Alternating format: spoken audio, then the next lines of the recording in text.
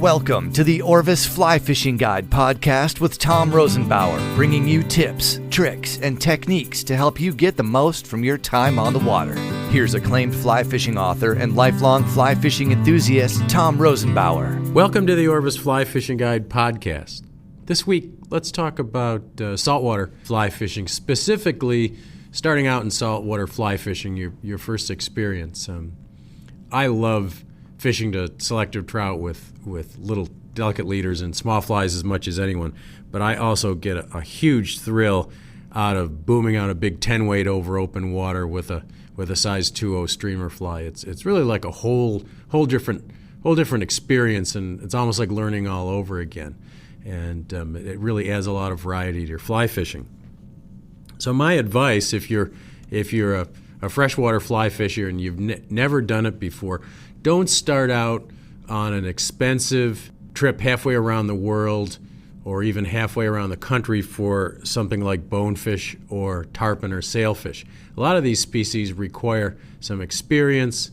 They're quite difficult. It can be frustrating if you've never fished in salt water before and expect to go out on a bonefish flat and have a good time. So there are a couple things you can do. The first thing that you should do before any kind of saltwater fly fishing, if you've done freshwater, is to practice your casting. The second thing you should do is to practice your casting. And the third thing you should do is practice your casting. You don't need to be able to cast 70 or 80 feet. However, you do need to be able to cast, for most situations, 40 feet into the wind and be able to deliver the fly accurately. So my advice is to find a lake, a lawn, somewhere where you can take out an 8 or a 9 weight rod, the rod that you're going to take with you on this trip, and practice. It's boring. You look weird standing out in your lawn casting, but believe me, you're going to have a lot more fun if you can step onto the bow of a flats boat and cast 40 feet into the wind and get the fly where you want it. You're going to have a much better experience. It'll be worth all the practice that you put into it. The other thing is to start off in maybe a fishery where there's some smaller fish where there's not a lot of pressure and you haven't spent a lot of money to get there. If you live on the West Coast, things like spotted sand bass, barred sand bass, small Pacific barracuda, corbina, croaker, small halibut, surf perch, and jack smelt are fish that live along the West Coast. And of course, you've also got Pacific salmon and steelhead and coastal sea-run cutthroats in the northern part of the West Coast. Fish that you can get to if you live on the West Coast fairly easily. You don't spend a lot of money to get there, and you can practice on before you go on a big exotic trip. If you live on the Gulf Coast, you've got small redfish and sea trout inshore, and probably some other species. And then if you live anywhere from Maryland north to Maine or even southern Atlantic Canada, you have hordes of small bluefish and small striped bass, sometimes big ones, but you'll almost always encounter the small striped bass and bluefish close to shore. What kind of rod do you need for saltwater fly fishing? Well, if you're just going for small striped bass or sea trout or redfish, under 4 or 5 pounds, you can get away certainly with your 6-weight trout rod. In most cases, you're going to be dealing with some wind. You're going to be dealing with fish that are larger than that. And most importantly, you're going to be dealing with flies that are bigger than your average trout fly. So the basic saltwater inshore outfit is either an 8 or a 9-weight outfit. 7s will work okay. 8 and 9s will throw those bigger flies better, and it'll be much easier in the wind. 9 foot is pretty standard. There are a few saltwater rods shorter than 9 feet, and there are a few longer, so you don't have to worry too much about length. Most people are perfectly happy with a 9-footer.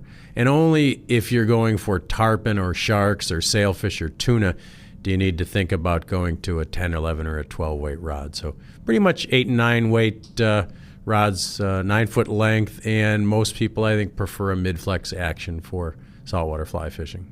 Fly tackle these days is corrosion-proof, corrosion-resistant, and you don't really have to worry about it much.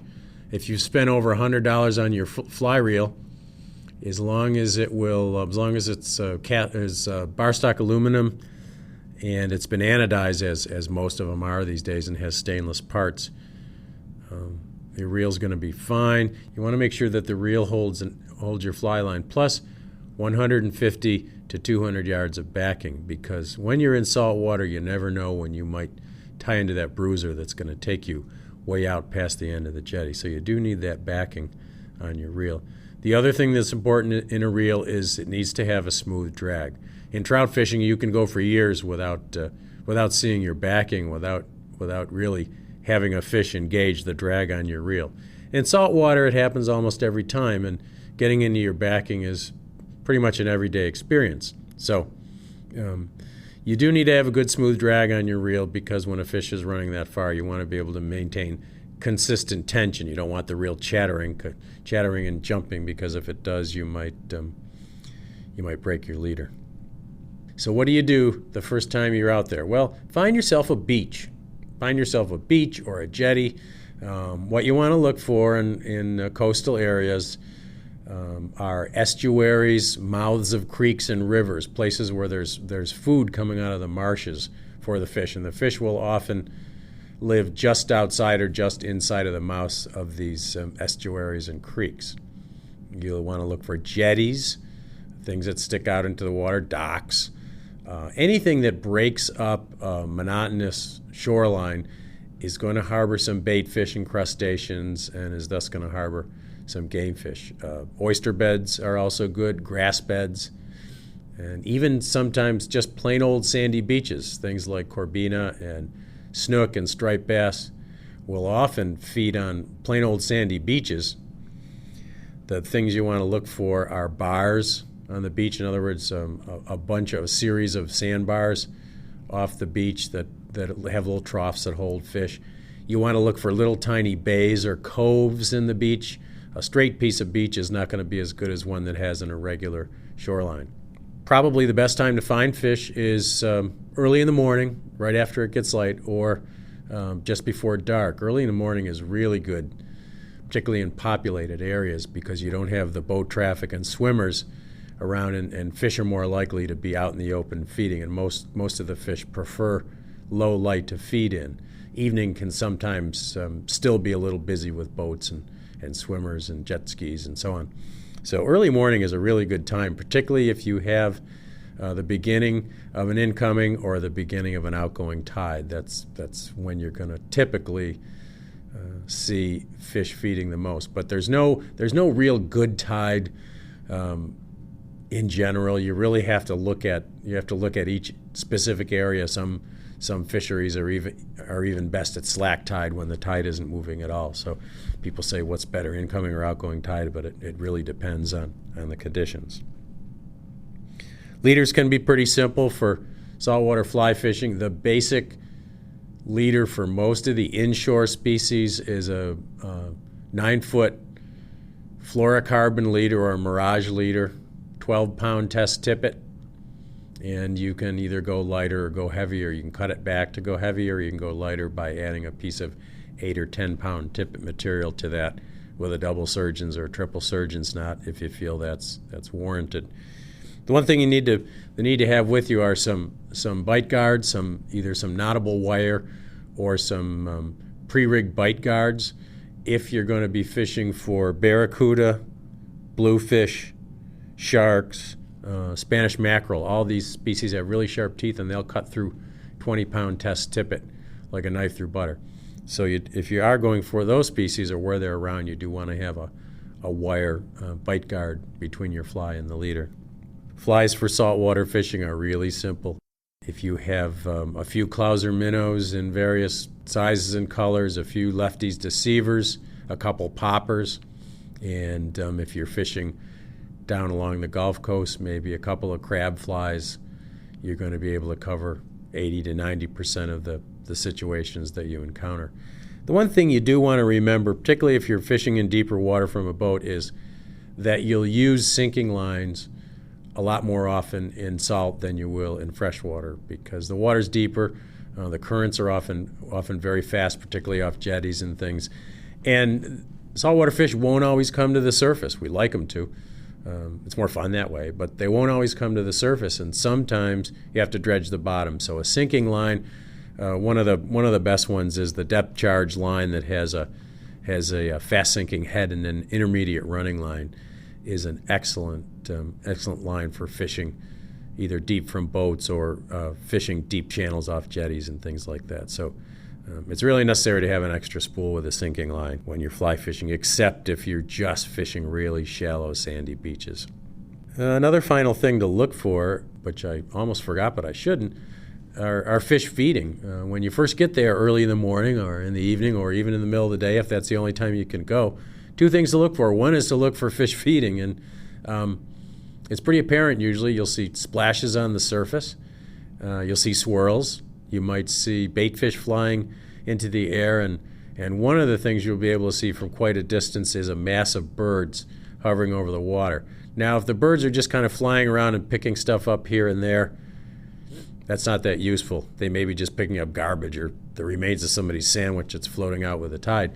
But if you see birds start to hover and dip above a specific spot, and more birds come into that spot, and you hear them, they get all excited, that's typically a school of game fish pushing a school of bait fish to the surface, and the birds are just picking off the poor bait fish that are getting pushed closer and closer to the surface because they got nowhere else to go.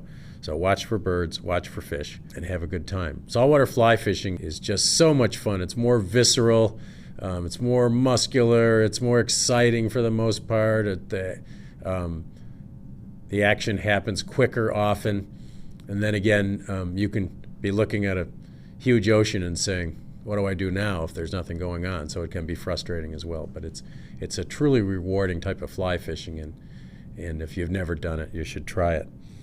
If you need more resources, we've got a number of books that can help you. We've got the Orvis Fly Fishing Guide, Basic Fly Fishing Guide, which has a lot on saltwater.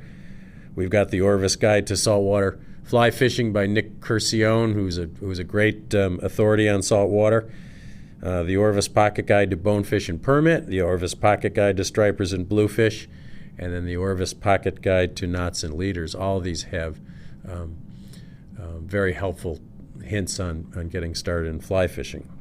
That's it for saltwater fly fishing. Thanks for listening, and we'll see you next week.